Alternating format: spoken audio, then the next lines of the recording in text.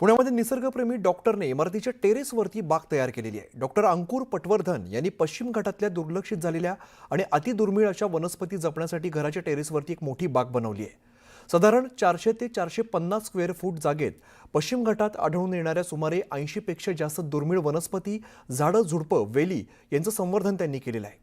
5 वर्षांपासून ते हा प्रयत्न करतायत आणि या अनोख्या उपक्रमातून त्यांनी पश्चिम घाटातल्या नष्ट होत जाणाऱ्या दुर्मिळ वनस्पतींना पुन्हा एकदा जीवदान दिलेलं आहे।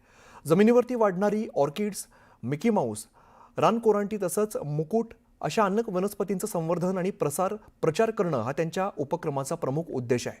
एवढंच नाही तर त्यांनी तयार केलेल्या या अनोख्या टेरेस गार्डनवरती दुर्मिळ वनस्पती व्यतिरिक्त सुमारे 40 जातींची फुलपाखरं आणि अनेक प्रकारच्या मधमाशा, भुंगे आणि चतुर पक्षी सुद्धा येत आहेत। माणसाला निसर्गाची ओढ ही असतेच, परंतु निसर्ग आपल्यापासून लांब चाललाय, तर आपल्याला काय करता येईल की ज्या योगे आपल्याला निसर्ग आपल्या जवळ आणता येईल, यासाठी हा सगळा खटाटोप आपण म्हणूया, चांगला खटाटोप केलेला आहे।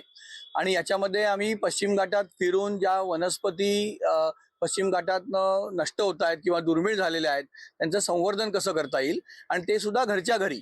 म्हणजे प्रत्येकालाच आपल्याला जंगलात जाऊन संवर्धन करणं शक्य नसतं, परंतु आवड ही सर्वांनाच असते।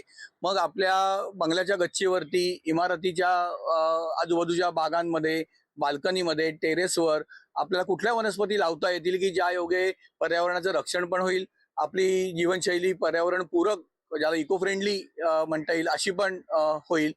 यासाठी वेगवेगळे उपक्रम चालू केलेत।